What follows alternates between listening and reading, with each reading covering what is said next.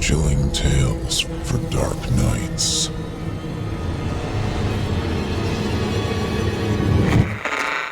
Want to make sure you never miss a Chilling Tales for Dark Nights video again? Be sure to subscribe and hit that bell to turn on notifications.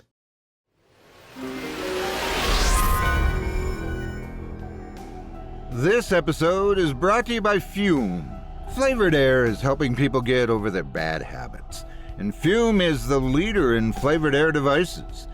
Fume has served over 300,000 customers, and you can be the next success story. For a limited time, use my code DARK to get a free gift with your Journey Pack. Head to tryfume.com. That's tryfum.com and use code DARK to get a free gift with your order today.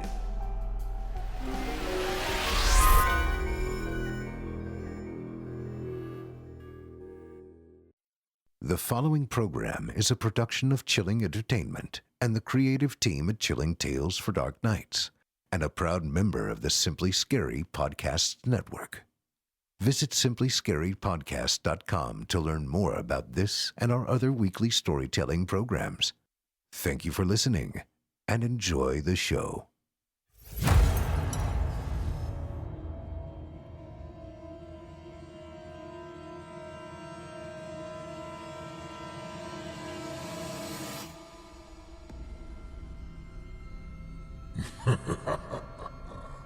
Good evening.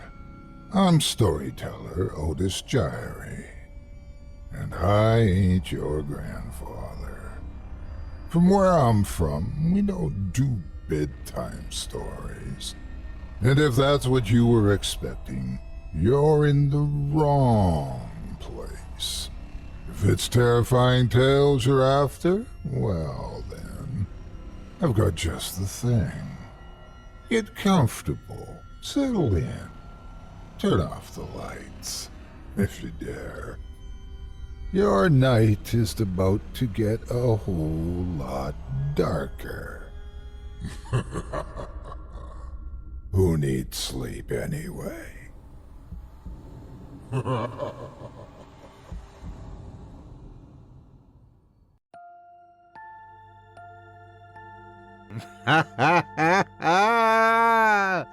Good evening!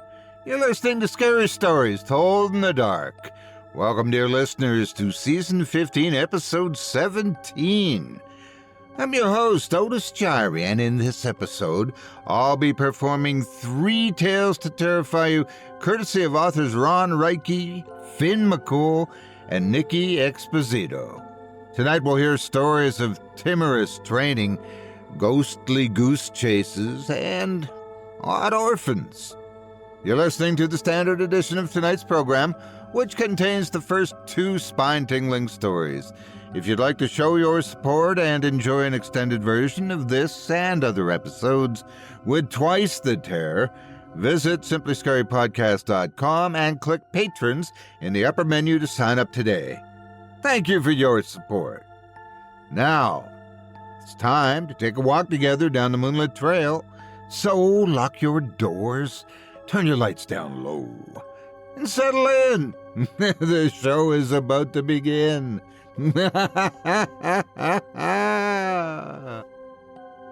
Children. We were all children at some point. Well, most of us, since some people seem to have been always old. But as odd as we may have thought ourselves, it's unlikely that nobody you know is quite as strange as the kids in tonight's collection of stories. Oh, sure, maybe that kid that ate worms all the time. Maybe have made you concerned, but at least you knew that he probably wasn't from another dimension. Though, to be fair, it would probably explain a lot. We begin tonight with Ron Riekki's story of 2 family members. One about as usual as you can imagine, and the other decidedly not. But strange is one thing, dangerous is quite another. And they're about to meet someone else who might just be prepared to take a series of lessons a step too far. Without further ado, I present to you Aave.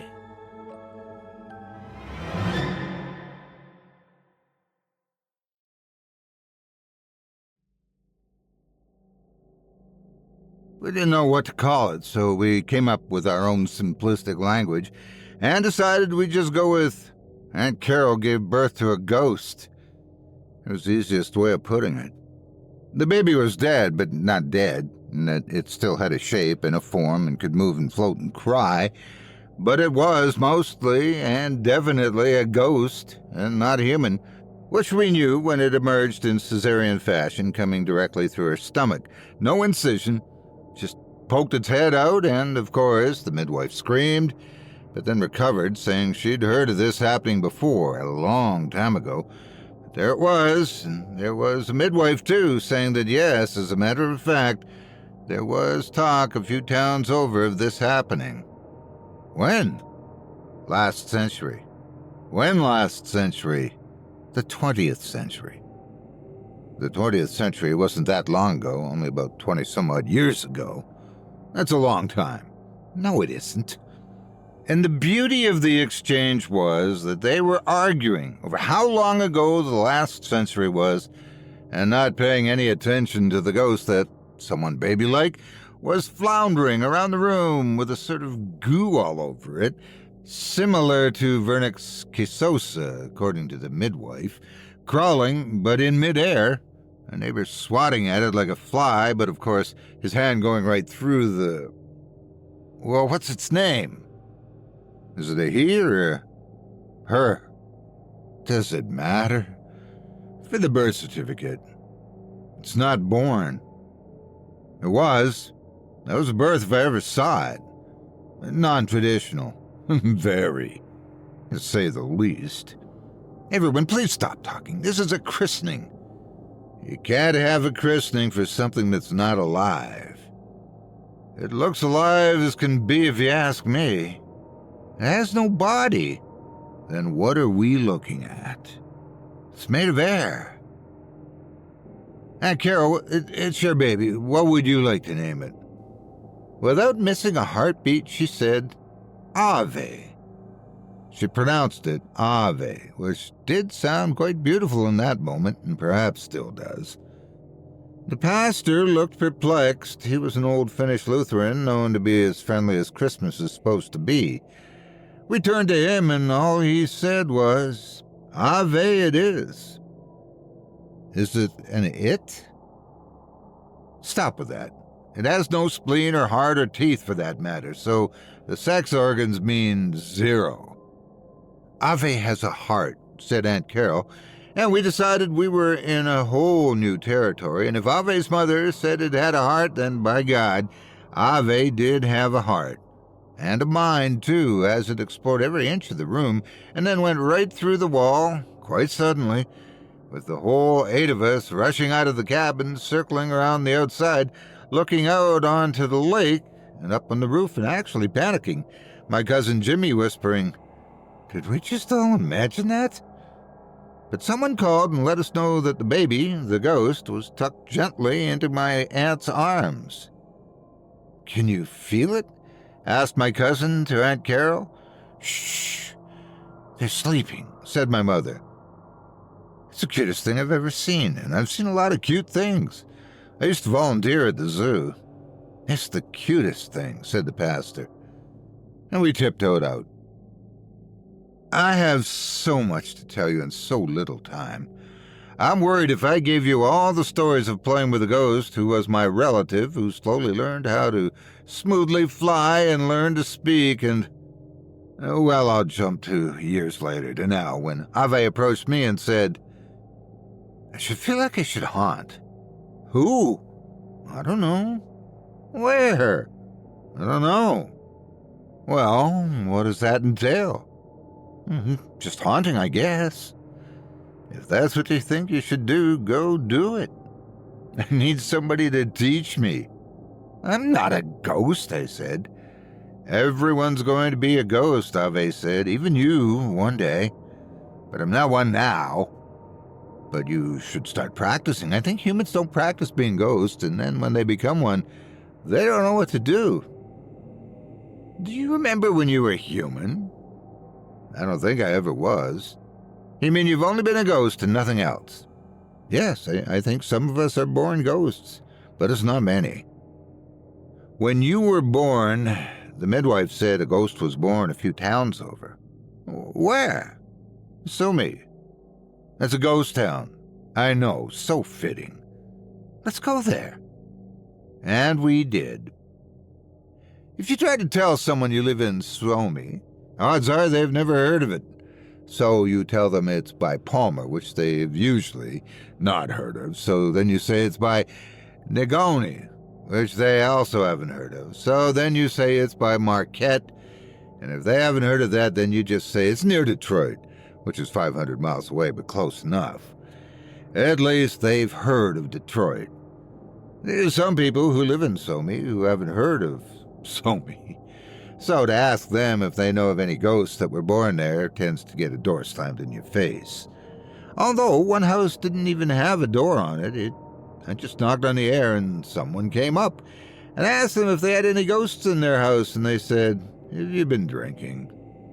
I had been, but just water. I think the guy tried to slam the door in my face, but there wasn't one, so he just sort of did the motion, and we, of course, left. Walking away from the house, Aave said, "There's 6 ghosts in there." How do you know? I can tell. Then let's go back. They weren't born ghosts.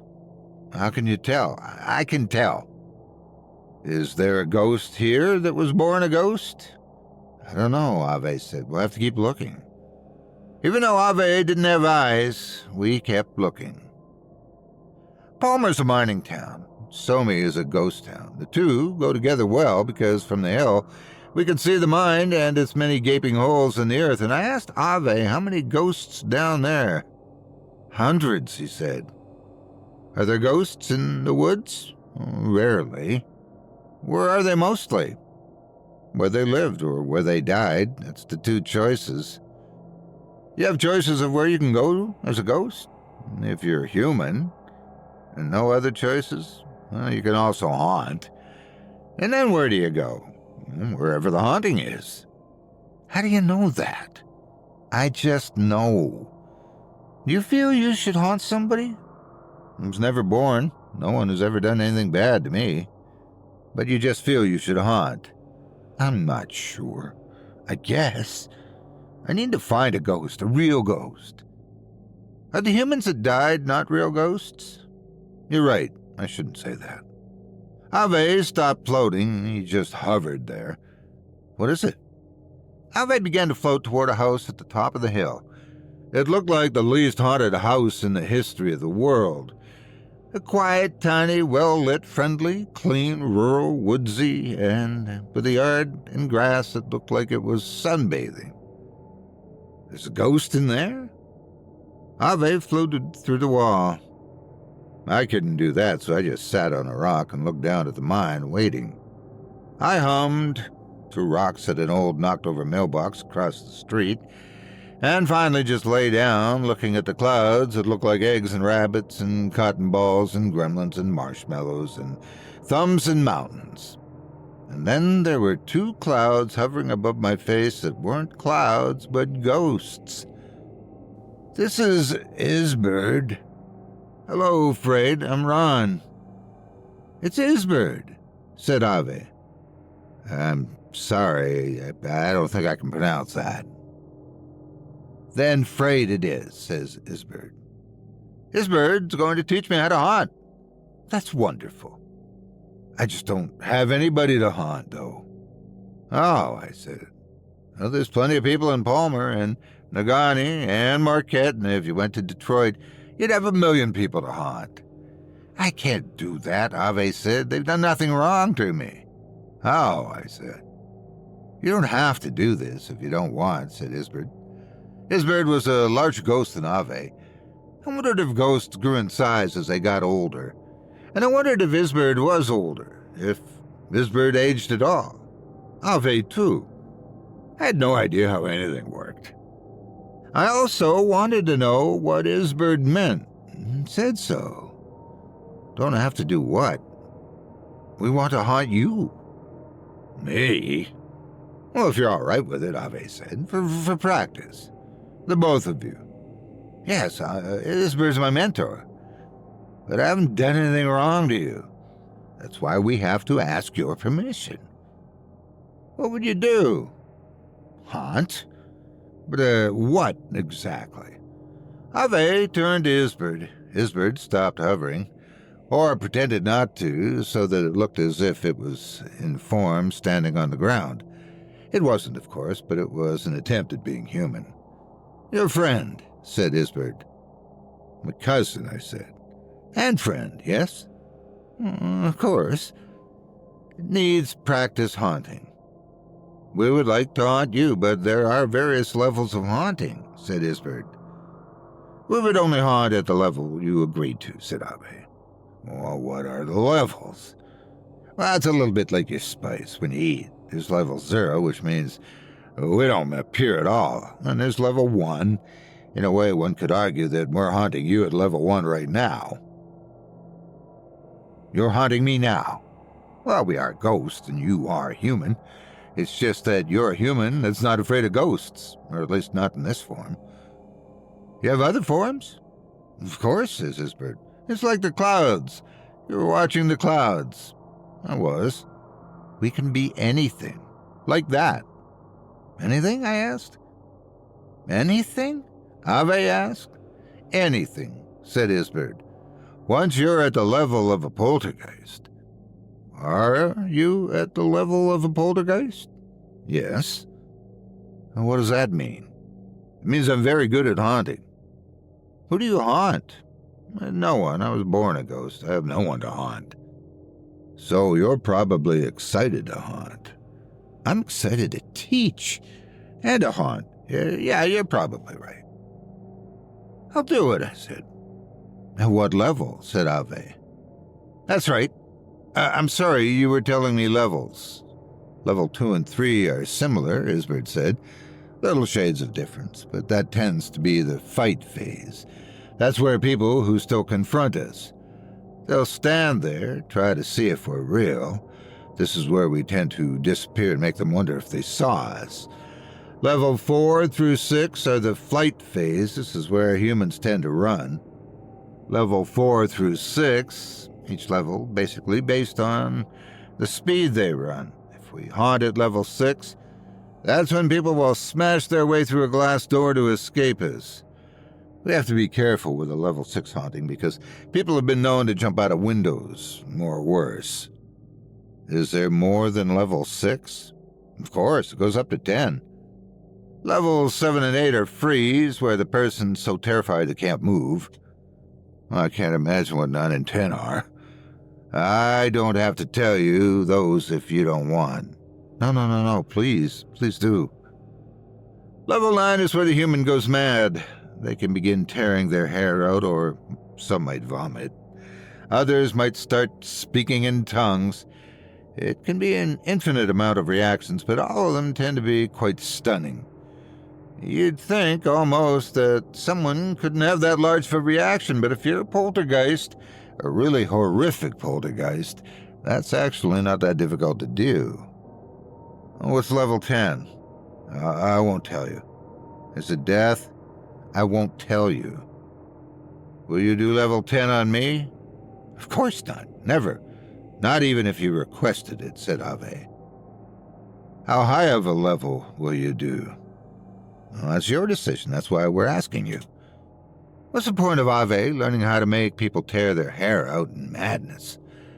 Well, the way I look at hunting, perhaps, is almost a bit like how you, humans, look at hunting. It's a way of protecting yourself, and it's a way of Aave learning how he can protect you and your family.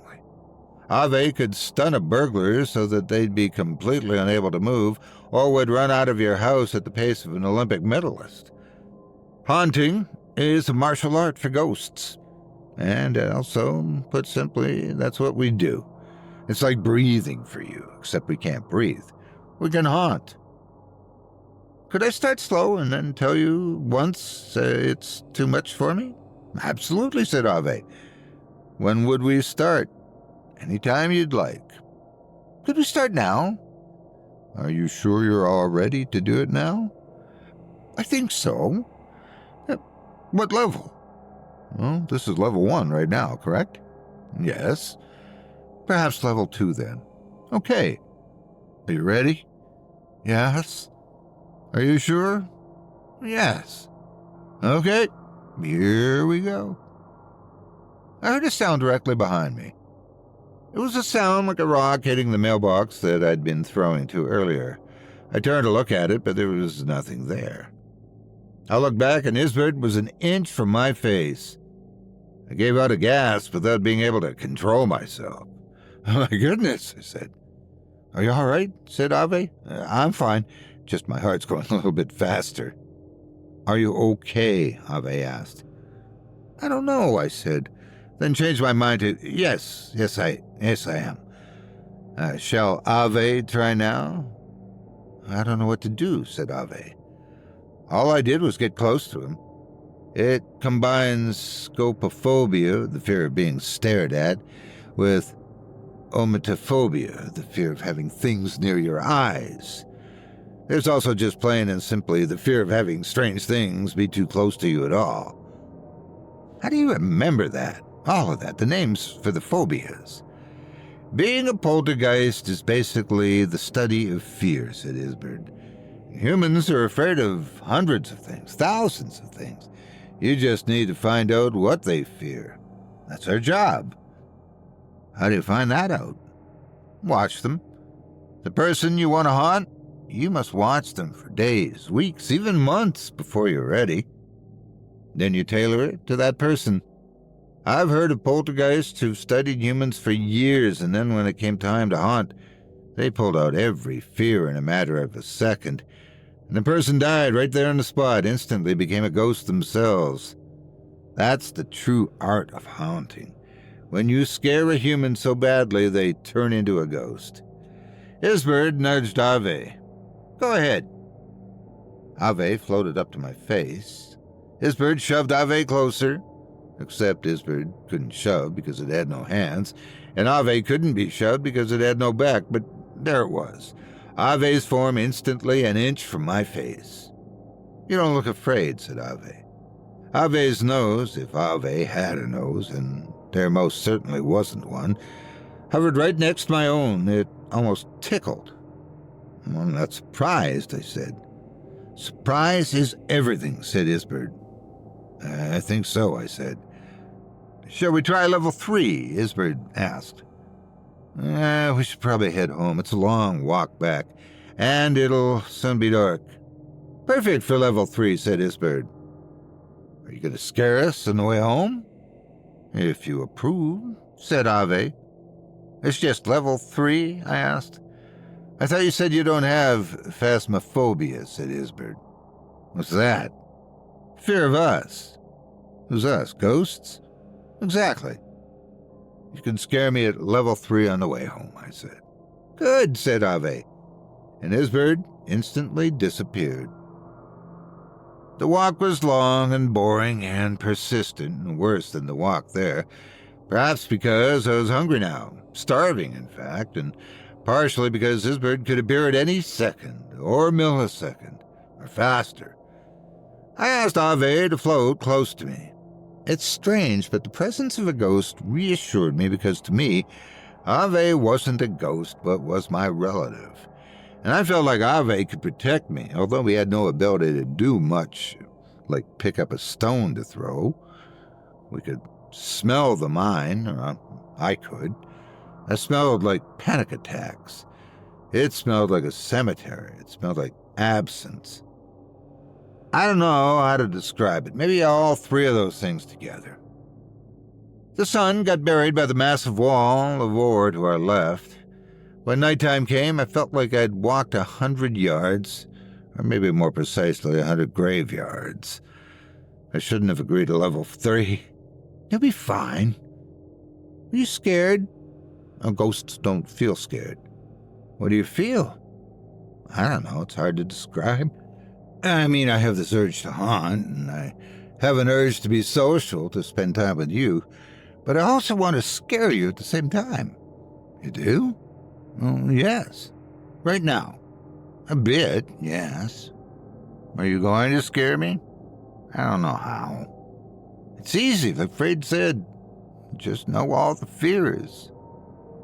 Isbird's name is Isbird. I can't pronounce it. It's easy. Isbird. I don't have ghost tongue. It just takes practice. Try it. Isbird. Fred. No. Freed? No. Fred? No. Afraid? No, there's no at the beginning. It's just Isbird. And there, far down the road, we saw a light. It's the Paulding light. What's that? The lights of Paulding. But what is that? It's called the Dog Meadow light. Okay, but what is it? No one knows. Well, how do you know its name then? It's famous. No one knows what it is, and it's famous. Quiet, it's coming toward us. And it was, quickly. It was miles away, but the light was charging like a steam train toward us, except with no steam and no train, just a long, straight road in darkness, and the dedication of this hovering, angry, bright light coming for us. Well, what should we do? It can't do anything to me. What about me? There's a ditch. We stood there waiting. It didn't take long. The light would blow through us at hurricane speed. I leapt into the ditch. I looked up. Overhead, the blazing light flashed, blinding me, overtaking Aave so that Aave's form was eaten by it, swallowed, and then it was gone just as fast. Was that level 3, Aave asked? Let me catch my breath. I couldn't catch it. I kept fumbling with it, dropped it into the ditch alongside me, and then finally picked my breath back up and put it in my chest where it belonged. And we still have a few more miles to go. Was that Isbird? If it was, aren't you supposed to practice that next? I have no idea how to do that. Try. I don't know how to become light. You're light now. I am?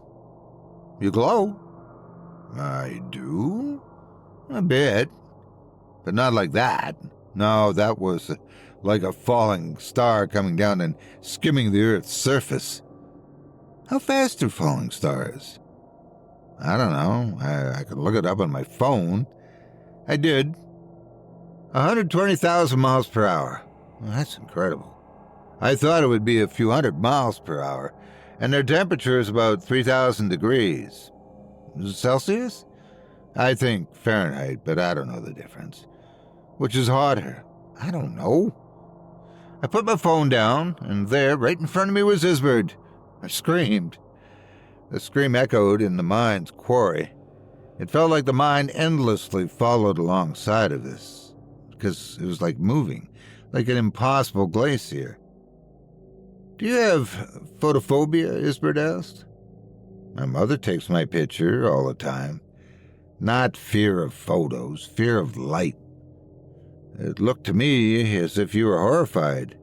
And tachyphobia, which is fear of things moving quickly at you. Is that real? It is if you're afraid of it. You were. Aave, your turn. I can't, said Aave. Try, said Isbird. Aave floated backward and then started coming at me as fast as possible, whooshing by. That looked fantastic, I said. Phantasmagorical, said Isbird. Was it scary? Asked Aave. No, but it was everything a ghost should be. Level 4, said a ghost. But Isbird was gone. I didn't say I'd do level 4, did I? Do you want not to? What is it again? I think it's the same as level 3. Then I'm not sure I want to do it again. We're almost home. It's strange, but with all of the houses now, I don't feel safe yet, even with all the street lights. The street lights just make it spookier. They'll say that. Are you afraid? Well, this hasn't been a normal night. We're home. It's right there. I can see it. There. I'll only relax once we're inside. Isbird can go inside too, anytime. Don't say that. I should have said no to all of this. then we say that. You don't have to do any more. There are other people I can haunt. Like who? Aave floated silently. I wasn't silent with my walk. My footsteps were soft but audible. I kept glancing behind me. At the porch, to my parents, I said goodnight to Aave. Do you want me to come in? Why? In case Isbert might arrive. I'm sure we're done for the night. I don't think so. Really? I felt a presence. I did too. Frisbee, I said to the night. Don't say Frisbee. I didn't. I'll do it, said Aave, and then yelled, Isbert! Isbert! We waited. The moon waited. We could see it in the sky, gazing down at us. It's almost full. Waxing gibbous, said a voice behind us. We turned. Nothing was there, just a tree, a sugar maple. The most common tree in Michigan. As common as a moon in the night sky. I studied it. I wasn't sure if the sugar maple was Isbert or vice versa. I walked over to it, touched it. It was a tree, I was pretty sure. Aave said, I can't stay with you. It's okay. I started this. Started what? I don't know. Has something started? You're going to be haunted tonight. No, I think only if you're with me. If you're not with me, Frayed will have to wait until we're together again, then you could haunt again. Do you want this to stop? Well, for tonight at least, yes. I want to sleep now. Are you sure you're safe alone? Do you really need to ask that? I don't know. Freyd's a born ghost, like you. If Freyd's like you, then I trust I'm safe tonight. I don't know if Isbert's like me. Good night. I don't sleep. I know. What will you do? The cemetery? I'm sick of it. I was there every single night last year. Taking a break? Yes. Where will you go? I might practice becoming late. You're an amazing ghost. I'm proud of you. You're an amazing human. I'm proud of you. Night. Night. Night, said a voice. But it said the word in a different way. There was nothing around, just a voice. And now that was gone. I went inside. I turned on twice as many lights as needed. I looked through the window and saw Aave hovering outside there. I turned the lights off behind me and made my way to my bedroom where I turned on the overhead light and 2 lamps. I watched Aave turn and float away into the night. I tried to sleep with the lights on but couldn't. I turned off the overhead light and only kept 1 lamp on, the one with the weakest bulb. I was on the edge of falling asleep when the lamp went out. I pulled the covers tightly around me, cocooning my feet. I grabbed a pillow and put it over my head. I could feel the blankets being pulled upward. There was no fighting it. The pillow was yanked away as well. There were no blankets now, no covering. I opened my eyes, looking into the darkness, and the moment I did so, a mouth opened in front of my face and kept opening and opening and opening, reaching to swallow my head. I swung my arms widely so that I knocked over the lamp, got up and ran to the window, where I opened the curtains further for moonlight, only to see Aave hovering there. I screamed like an animal screaming, a young animal. I dove for the light switch, and the room was painfully bright so that my vision was blurred. Aave entered through the wall. The mouth was gone. I'm sorry, Aave said. I know where this is going, I said. Where? To level 10. It won't stop until we get to level 10, I know it. You can stop it at any time. How do you know that? I don't. I didn't ask for this. I didn't approve level 4. Isbert appeared. Now it's your turn, Aave.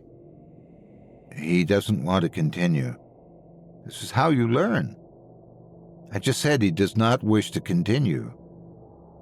Are you a ghost? Or are you human? I'm both, said Aave. You're neither, said Isbert.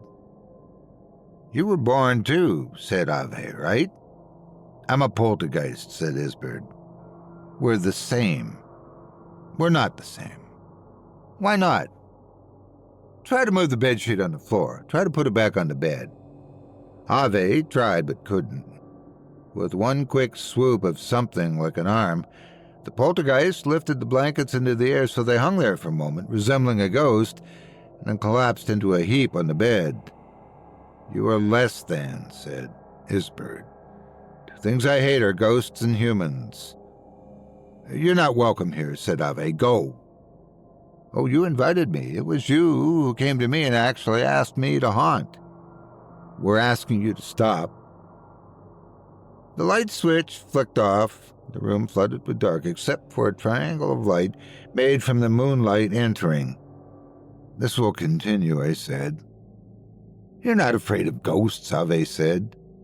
Afraid's not a ghost. You're afraid of poltergeists? I'm afraid I don't know, I said. I went to turn the light on. Leave it off, Aave said. Can't see. You can, said Aave. Not well. Enough. You can see well enough. But the darkness, what about it? It's frightening. Are you afraid of the dark? Now? Here? Under these circumstances? What if I'm realizing this is not about me learning to haunt, but instead it's about you learning how not to be haunted? What do you mean? We have nothing to fear, including fear itself. For you. Why do you say that? You can't be killed. You're afraid Isbert's going to kill you. Don't say that name. Say Frayed. I'm afraid that if you say that name, it calls it to us. You fear that Frayed will kill you? I don't know. It can't. I think it can. With the both of us together, it can't. What will we do? Haunt it back? How? We'll figure it out. But can you hear us? I think it can. How can we talk without it knowing what we're saying? I believe if you enter your body, if I go into your skull and I speak, only you can hear me. How do you know that? I just know. Okay. Aave entered into me. It felt like ice. It felt like my body was submerged in a cold lake, but especially my head. Have no fear, said Aave. What about death? There is none. But there is. There's only pre-life, life, and afterlife. But it's all life. Can't you see how alive I am? But I'll no longer have my body. But you'll have eternity after you die. But I want my body. Why? I don't know, I just do. If you give up that fear, you'll have no fear. The fear of harm to my body? Yes. But Frayed can harm my body. It can't. Why? Because we will battle till the death. We can't kill Frayed. We don't have to, but we can be just as frightening. How? If I haunt, but you don't know how. All he did was hover close to you and move quickly. That was all he did tonight. And move my blankets. But you see how it's nothing? That haunting is nothing? It's all imagination. Then I'm imagining I'll be harmed. Yes. I don't want to be harmed. It won't. How do you know? Because we'll harm it. How? I don't know. Aave left my skull. I felt the soft warmth of my blood. What do we do now? I asked. Go to sleep, said Aave, like it's a normal night. It's not. It is, said Aave. We do everything normal. I got into bed. Aave got into bed next to me, hovering. At first, I couldn't fall asleep, but the moonlight was so soft and the crickets outside so rhythmic that soon I was fading and then gone into dreamland. Before I knew it, there was a howling in the room, as if a dozen wolves were all around. The moonlight was gone. Perhaps it was clouds blocking the moon. Perhaps it was Isbird blocking the moon. I opened my eyes, and the wolves were there. They roamed back and forth, a pack of them, like a pack of cigarettes, just as deadly. They had erect ears, bristling fur, squinting eyes, curled lips, fangs showing, growling, snarling, and pacing. I sat up in bed and did everything in my power to force myself to yawn. The wolves all stopped and looked at me, alone. Then, through the window, I saw Aave hurling its form straight toward us. The wolves turned to look, and Aave moved so quickly that Aave's body became fire, and the wolves were afraid of fire. And Aave came through the window, entering, screaming like a siren, like a gunshot. I swung an arm at one of the wolves, and my hand went through its body. I realized they could do nothing to me. The wolves disappeared by forming into one body, their fur melting into one another and becoming Isbird. Isbird's eyes looked like angels drowning in flames, and his body exploded, towering over me, filling the room with heat and hate. And I stood there, and Aave wrapped its body around mine, became my body. Not only my skull, but all of me, and I realized death might have already happened, or was all there all along. This is when my father walked into the room, saw the unseeable, and collapsed, his hand on the doorknob so that the door fell shut. The window suddenly became filled with clouds of fog, except a living fog, 100 forms, 100 ghosts, all of the ghosts of the neighborhood, and there were so many, too many, all of them, it seemed, packed into the window, and then they shot through the walls, shattering and screeching, and I thought they were going to break every vessel in my brain, from the shrill scraping, the harsh drilling of noise, and the hurricane-like swirling, as if the room couldn't be haunted, but was now.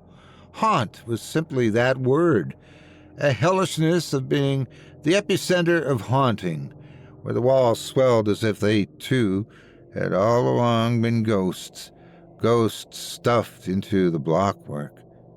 And I thought I'd be crushed, collapsed like an imploding mine shaft, but instead Isbird seemed to explode, torn to shreds, eviscerated, ectoplasm detonated.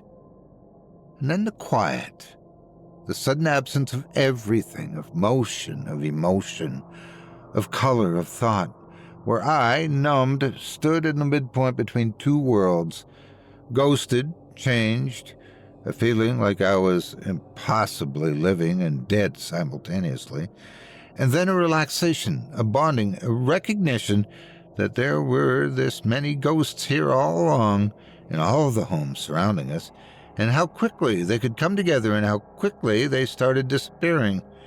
But not before an acknowledgement of Aave, all of these previously living but now dead ghosts, saying wordlessly that Aave was welcome, ignoring me, but I was a thing, an outsider, maybe, I thought, even invisible to some of them, and so soon they were all gone, and it was just me and Aave, who looked for the first time in his entire life, or his entire afterlife, or his entirety, I suppose, looked as if he had some hints of emotion, of a happy sadness, or, no, something else ineffable, the feeling that comes with belonging, with acceptance. I went to my bedroom door, opened it, and my mother was crouched down helping my father, who asked if I was all right, and I said, yes, very much so, yes. I saw him, really saw him, and realized he'd be dead soon, that all of us would be dead soon, that Aave showed us our futures, inevitable. And such a strange feeling, to know this, but not know, to feel this, to feel it so deeply, so numbly. I went to hold his hand to help lift him up, and noticed his veins, how weak they looked, how gentle, how easily punctured, and I noticed my own, and the stratum corneum covering them, the outermost layer of skin, which is all dead, all of it, the entire outer covering of our body, nothing but dead cells. They tell us that the human body is primarily made out of water, but in reality, The human body is primarily made out of death. I kept staring at my hand, holding my father's hand.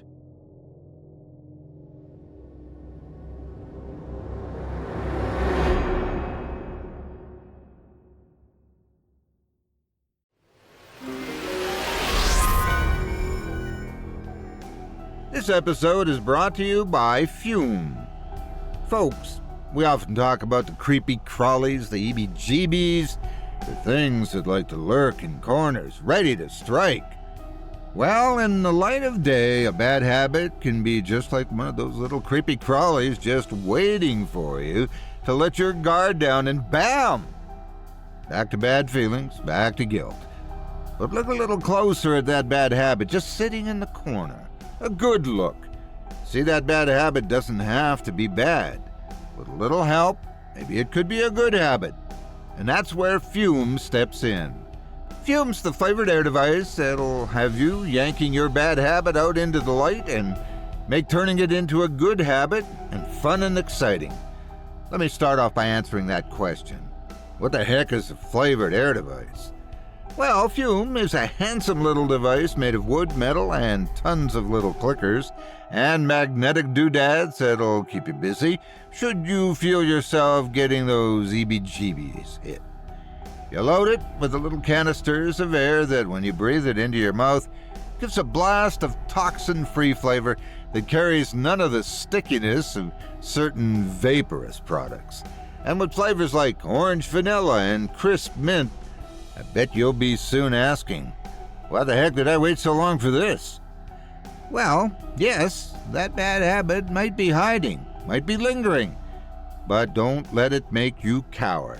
Make it a good habit by trying Fume today. I think you'll find it a breath of fresh air, a break from the creepy crawlies, and several puns that I won't be going into. Fume has served over 300,000 customers, and you can be the next success story. For a limited time, use my code DARK to get a free gift with your journey pack. Head to tryfume.com. That's tryfum.com and use code DARK to get your free gift with your order today.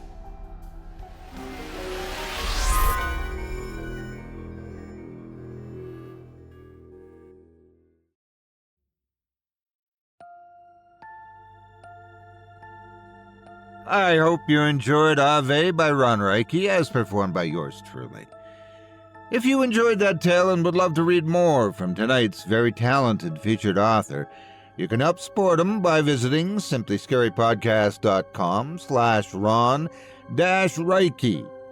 That's simplyscarypodcast.com/RON-RIEKKI. Thanks again for your support of this program and tonight's featured author.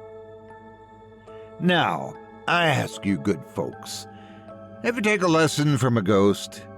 Seems like something you should be careful of. I hear that teaching outside a classroom can get you in trouble with the teacher's bunyan.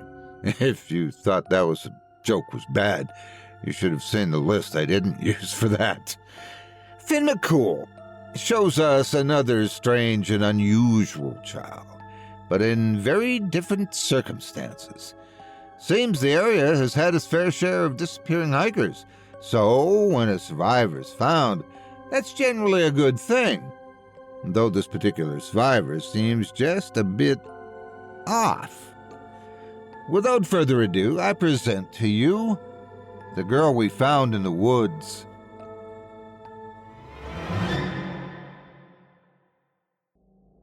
I apologize in advance if my account seems cliched. I'm not the first retired small-town sheriff to come into an obscure internet forum to share strange stories from my long and varied career. Honestly, I'm not a fan of reliving the good old days either. Since my retirement, I've rarely spoken about my time in the force, and I rarely see my old cop buddies. These days, I'm happy to spend my days on the golf course, tending to the garden, or spending quality time with my grandkids. And in truth, most of my 30-year career was relatively dull and quiet. I served as a deputy and later sheriff in a sparsely populated county on the foothills of the Appalachian Mountains, and I wasn't exactly policing a district with a high crime rate.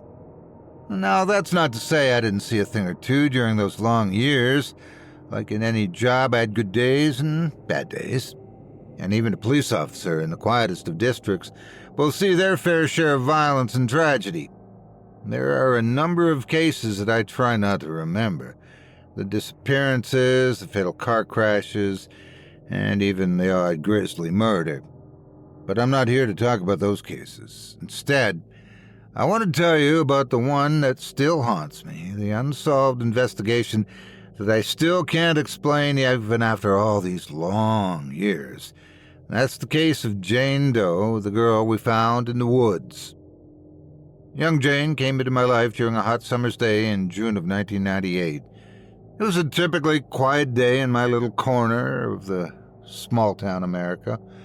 I was working the late shift and following my usual late afternoon routine, taking my customary donut and coffee at Mel's Diner before I began my evening rounds.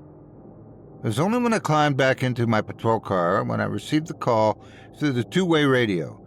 Dispatch informed me that a young girl had been found wandering alone deep in the forest by a park ranger, an apparent chance discovery by the ranger in question while she was responding to an unrelated call. The report immediately struck me as odd. I had several open missing person cases on my desk at the time, mostly campers and homeless people who had gone missing in the vast woods spread across the foothills. But there were no reports of a missing child, which would, of course, have been treated as a top priority. Other than that, there was little detail in the dispatch call.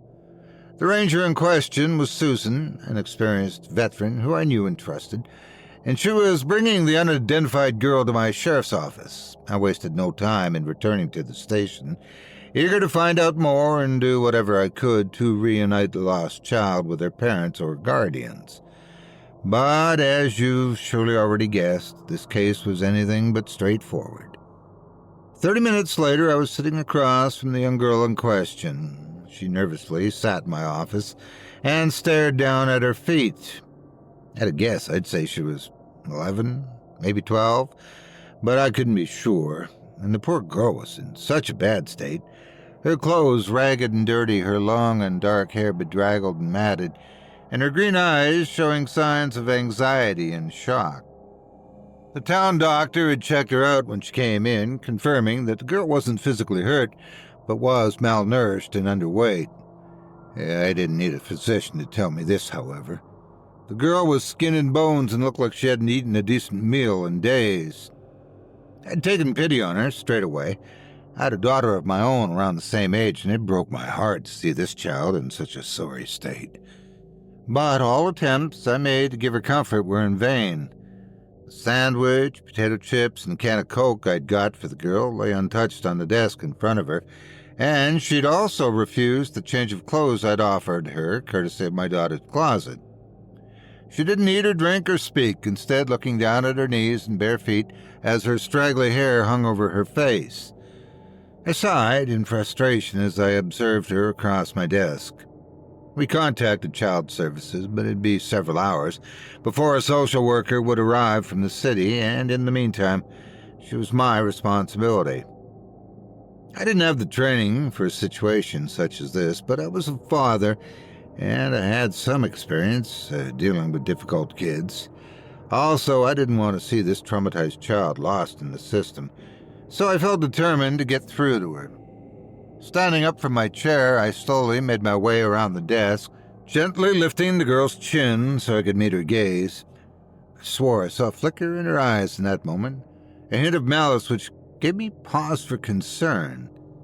But I ignored my instincts, reassuring myself that this was a scared child who needed my help. "Are you sure you don't want anything to eat or drink, sweetie?" I asked sympathetically. She held my gaze, her eyes suspicious and focused, but she didn't answer verbally, instead shaking her head in the negative. "That's okay, sweetie," I said while flashing what I hoped was a reassuring smile. "But I'm going to have to ask you a few questions. I want to do my best to help you. So I need you to answer honestly. Do you think that'd be okay?" She didn't look entirely convinced, but did nod her head in the affirmative, even managing to shoot me a thin smile. "Oh, that's good," I replied softly, while making my way back to my seat. "Now then, young lady," I continued, "why don't you start telling me, what your name is?" She opened her mouth for the first time during our encounter, her soft voice barely audible over the din of my air conditioner. "I already told a lady my name," she answered. I frowned in confusion before responding. "You mean Susan, the park ranger who found you?" "Yes, that's right," the girl replied with a bit more enthusiasm. "I like Susan. She's the right sort." "Yes," I replied rather uneasily. "I think there's been a misunderstanding. Susan told me you're a Jane Doe?" "Yes," she shot back as her volume increased. "That's me, Jane Doe." I resisted the urge to sigh aloud as I became increasingly frustrated with the conversation. "I think you're playing a joke on me, young lady. Jane Doe is a police term we use when we don't know someone's real name." The girl didn't show any signs of cheekiness or deception, however. Instead, she looked confused as she answered. "I don't know anything about that, Sheriff. Jane is my name, and that's all I can say about it." I swallowed my annoyance and controlled myself. I reckoned there might be good reasons why the girl didn't want to give her real name, possibly relating to whatever trauma she'd been through. Therefore, I decided to play along, for the time being at least. "Okay, Jane. My name is Sheriff Henderson, but you can call me Travis." I held my hand across the desk for her to shake. Jane stared suspiciously at my extended hand for a second, before eventually taking it. I noticed how her palm was smooth and how she didn't sweat, despite the fact it was a boiling hot day. "It's nice to meet you, Mr. Sheriff," she said coyly. "I hope you turn out to be the right sort, but I'm not too sure yet."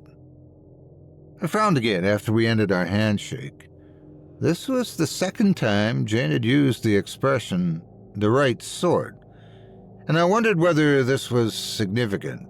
Also, she'd ignored my invitation to use my first name, which struck me as odd, but once again I glossed over these concerns and continued with my line of questioning. "Okay, Jane, what I really want to do is help you, and to do this, I need more information. Can you tell me about your family? Do you know where your parents are?"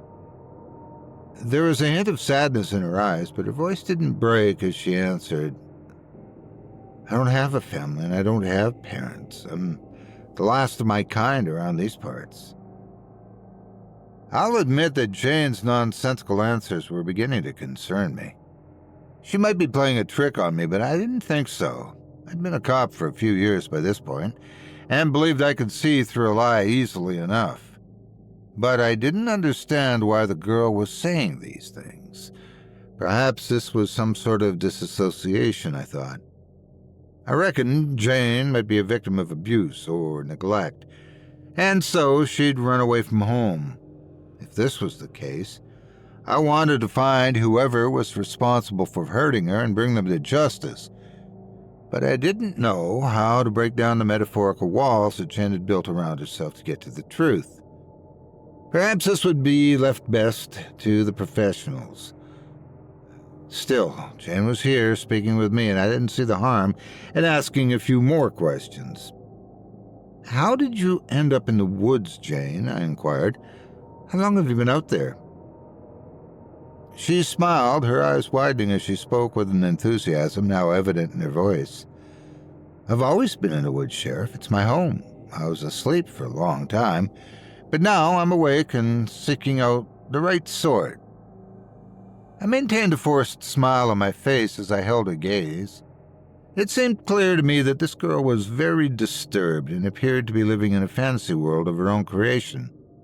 I also realized there was no point in continuing my questioning, and so this poor child would be best left to the professionals. "Okay, Jane," I said in what I hoped wasn't a patronizing tone. "Thank you very much for your answering my questions. You've been very helpful. Now, can I get you anything, young lady?" She didn't answer, instead changing the subject, and instantly regaining my attention. I'm not on my own out there, you know, she said cryptically. There are others out in the woods. I looked her directly in the eye, intrigued but also concerned by her words. What do you mean, Jane? Who else is out there? I asked impatiently. Jane smiled mischievously, her eyes lighting up as she captured my full attention. Oh, I've made friends, many friends under the tall trees, like Tommy and Jill. They were the right sort. I ignored her last sentence, but the names she'd mentioned certainly did pique my interest. Tommy and Jill? Do you mean Thomas Anderson and Gillian Frazier? Jane shrugged her shoulders dismissively before replying, I don't know their second names. I excitedly rummaged through my desk drawer, pulling out a well-thumbed case file and opening it to reveal a Polaroid photograph of a smiling young couple in camping gear and posed in front of a log cabin. Are these the people you saw, Jane? I asked firmly. Oh, yes, Jane answered jovially. Those are my friends. My heart was beating fast in my chest by this point, as I believed I was on the verge of cracking a missing persons case, which had plagued me for months. Thomas and Gillian were experienced campers who inexplicably had gone missing on the eastern foothills 12 weeks before. Their disappearance was a total mystery. We found their camp, tent, and equipment, but no signs of the two, despite weeks of extensive searches throughout the vast woodlands. The case had gone cold, but the young couple's disappearance still haunted me, and I believed I owed it to their respective families to bring some closure to the case. I didn't expect to find the two alive after all this time, but perhaps Jane had found some trace of the couple during her time out in the wilderness. Maybe she could provide the information I needed to finally solve the mystery. I need you to think carefully, Jane, I said slowly and with purpose. Where did you hear those names? Where are Thomas and Gillian now? She frowned as a look of frustration came over her youthful face. I told you they're my friends. Don't you believe me, Sheriff? I thought for a moment, remembering that I was dealing with a potentially traumatized child. Of course I believe you, Jane, I said in a more sympathetic tone. It's just very important that I find these people. Their families are very worried about them. Well, I can take you to them, she replied without hesitation. The decision I made in that moment still haunts me after all these years.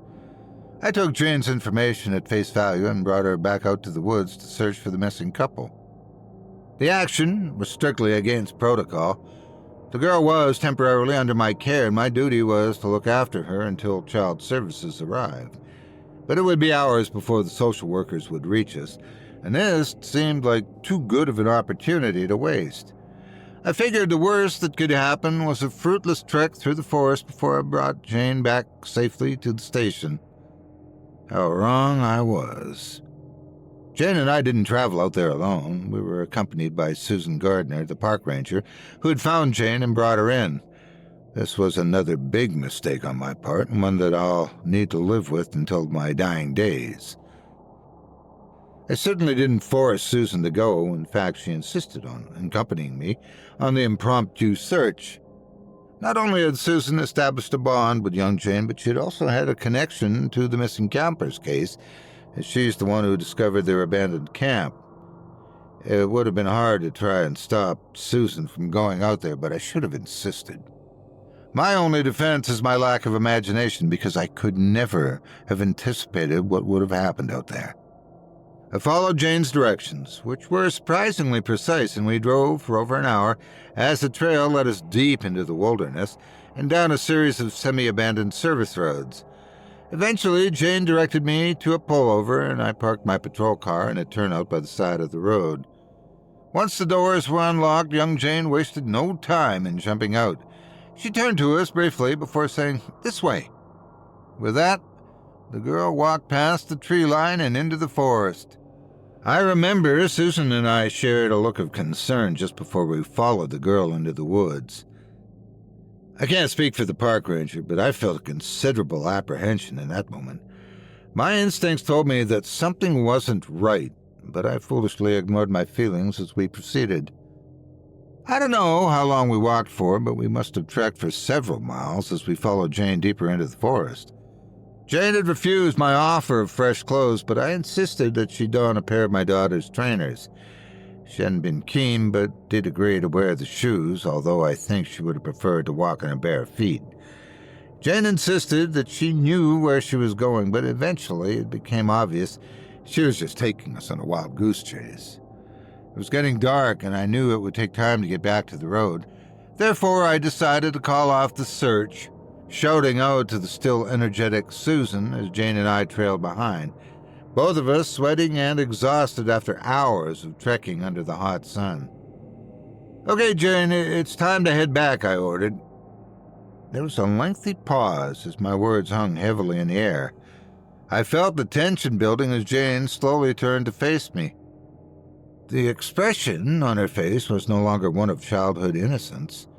Her eyes were now darkened and full of malice and rage as she spat out her angry and mocking reply. "What's the matter, Sheriff? I thought you wanted to find Tommy and Jill. Don't you want to be the hero who solves the big mystery?" I was unnerved by her sudden change in demeanor, but determined not to let this little girl get under my skin, so I responded in the firmest tone I could muster. "I don't think you know where they are, Jane. I know you've been leading us around in circles for hours. The game's over, young lady. We're going back to my car." I know my stern words would have worked on my daughter, but Jane was a very different prospect. She shot me a smile which was anything but amicable, and I felt a cold chill running down my spine when she next spoke. "You're wrong, Sheriff. What you seek is right here." I frowned in ignorance, no longer containing my feelings as I shot back my angry reply. "What the hell are you talking about?" I demanded. "Look up," she said with a cruel smirk. I wasn't going to play her games any longer, so I refused to look and instead held her gaze. But it was Susan who grabbed my attention as she cried out, "Oh my God, look!" She was pointing upward toward the top branches of a tall oak tree which towered above us. I raised my head with considerable trepidation, looking where the terrified park ranger was pointing. Even then, it took a moment for my eyes to understand what I saw in the dimming light. Hanging from the highest branches of the tall tree were two mummified and shrunken human bodies, only they were barely recognizable as such. Both were hanging by their ankles, their naked skin looked like dried leather, their eyes were removed and their mouths remained open, as if emitting hideous silent screams. I could only assume that these were the long-dead corpses of Thomas and Jillian, our missing campers. But who or what could have done this to them? Unfortunately, I soon got my answer. It was then that I heard laughter. Not of joy or amusement, but rather a sadistic cackle that chilled me to my bones. The laughter became deeper and more sinister as I turned my head toward the source of the terrible sound. It was Jane, except the girl wasn't what she seemed. Susan and I could only look on in awestruck horror as the child transformed into something monstrous. First to go were the trainers, which she kicked off her feet with disdain. Next, her ragged clothes ripped as her body grew, her pale skin turning to black scales, her puny arms and legs becoming muscular, with claws sharp, extending from her fingers and toes. By the time the transformation was complete, Jane was completely unrecognizable. The creature she'd turned into was larger than a fully grown man, covered in dark scales and with a snout-like mouth containing rows of long, sharp fangs, and her inhuman eyes burned with a predatory zeal. As she gazed upon Susan and I, her pupils dilating as she prepared to launch her deadly attack, and we had unwittingly walked right into her trap. The monster's eyes shot back and forth between us before she roared and charged toward Susan, covering the distance in mere seconds. Susan screamed in absolute terror as she was knocked down and pinned to the ground before the monster bit deeply into her exposed throat. Susan's blood poured across the forced floor as her screaming ended and the life drained from her eyes. It was all over in a matter of seconds as Jane looked up from her victim and toward me with blood, dark blood, still dripping from her fangs, and her eyes were filled with a cruel sadism. And then she spoke, her deep voice now entirely inhuman and bordering on demonic. "She was the right sort, Sheriff. You're not, but I cannot let you leave." The monster rose to her feet and prepared to launch a fresh attack. This imminent threat broke me from my paralyzed terror as I drew my service revolver, aimed, and opened fire. I emptied my gun, firing all 6 bullets in quick succession. I hit the monster's body multiple times, forcing the beast to recoil and roar out in pain. For a moment I thought I'd mortally wounded the beast as I watched the dark blood pour from a bullet wound on her body. But to my horror, the holes in her scaly hide began to heal in front of my very eyes. The beast laughed sadistically as this happened, and I realized my time was limited. I didn't attempt to reload my revolver and instead turned on my heels and ran for all my life was worth. The monster's temporary injuries had given me a head start, but it wasn't long before the beast recovered and tore after me. I don't know how I escaped as I frantically darted between tall trees under the fading light. I soon realized I couldn't outrun the beast, so I found a cave in the hillside and hid inside as day turned to night. I heard the beast roaring as it searched the surrounding woods and called out my name. Sometimes it spoke in Jane's voice, once again taking on the persona of a scared young girl seeking help. But I wasn't falling for the monster's tricks, not again. I spent all night cowering inside the cave, not daring to leave my hiding place until the first light of dawn. There were no signs of the predator, but even so, I expected to be attacked at any moment as I trekked through the forest. Nevertheless, I made it back to my patrol car and was able to return to town physically unscathed. What happened next was perhaps the most shameful part of the whole episode from my perspective. I reported the incident up the chain of command and was visited by a pair of unidentified federal agents the same day. The black-suited agents informed me that my account of the incident would not stand and that I would need to sign an alternative statement. The official report would state how the captors had got lost and died of exposure. Susan was killed by a bear and Jane, the missing girl, had never existed. I know I shouldn't have agreed to participate in this cover-up, but the mysterious agents made various threats saying I'd lose my job and possibly face jail time if I didn't cooperate. I had my family to think about, and so I gave in to their demands. However, there was still the problem of the shape-shifting monster stalking my district and preying upon any unfortunates foolish enough to venture into her territory. I asked the men in black about this ongoing threat, and the lead agent shot me a sly smile, saying not to worry as they'd take care of it. I don't know whether the government captured or killed the beast or if it simply moved on to a new territory. There's a lot of wilderness in this country and people go missing all the time.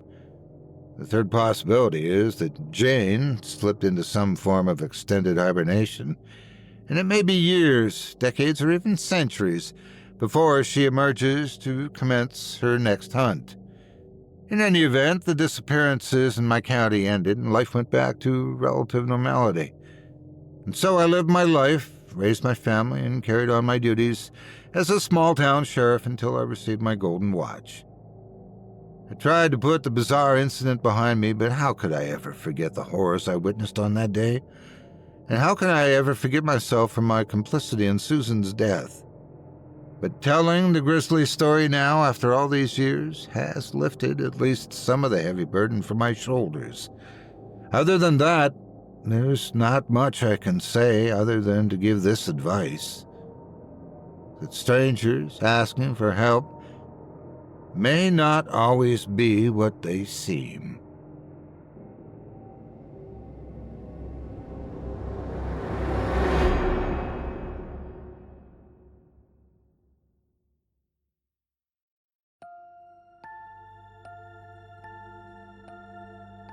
I hope you enjoyed The Girl We Found in the Woods by McCool, as performed by yours truly. If you enjoyed that tale and would love to read more from tonight's very talented featured author, well, you can help support him by visiting simplyscarypodcast.com/Finn-McCool. That's simplyscarypodcast.com/FINN-MCCOOL.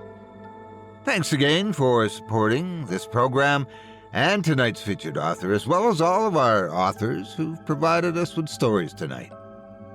Now, before we go, I'd also like to take a moment to thank you personally for joining me for this episode of Scary Stories Told in the Dark. If you enjoyed what you've heard on today's program, please take a moment to stop by our iTunes page or wherever else you listen to your favorite podcasts and leave us a 5-star review and a kind word. It makes a huge difference, and it would mean a lot to us.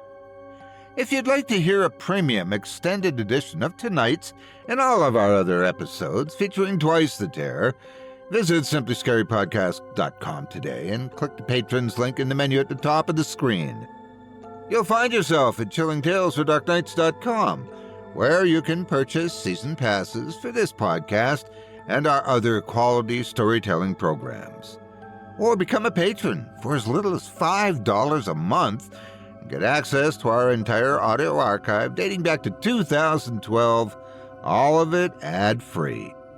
If you happen to use Facebook, Twitter, Instagram, or YouTube, you can follow and subscribe to Chilling Tales for Dark Nights there, where you'll get all of our latest updates and new releases and have the chance to interact with us each and every week. You can subscribe to me on YouTube as well at the Otis Jiry channel, where you'll find releases of my series, Horror Storytime, dating back to 2014, and you can find me on Facebook, Twitter, and Instagram too. Just search for Otis Jiry. Until next week, stay spooky and get some sleep, if you can.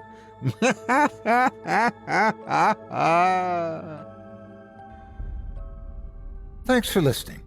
You've been listening to Scary Stories Told in the Dark, a production of Chilling Entertainment and the creative team at Chilling Tales for Dark Nights, and a proud member of the Simply Scary Podcasts network. Visit simplyscarypodcast.com today to learn more about our network and our other amazing storytelling programs. Tonight's program was hosted, and its featured stories performed by yours truly, Otis Jiry. Selected stories have been adapted with the kind permission of their respective authors. Original music provided by Luke Hodgkinson and Jesse Cornett. Sound design and final mixing and mastering provided by executive producer and director Craig Groshek. Program's artwork and logo by David Romero.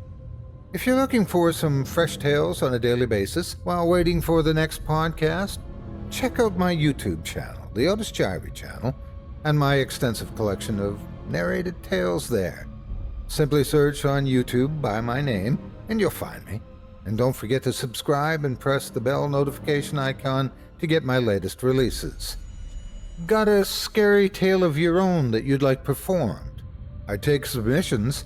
Email it to me today at otis@simplyscarypodcast.com to have your terrifying tome considered for production in a future episode of this show. That's OTIS@simplyscarypodcast.com.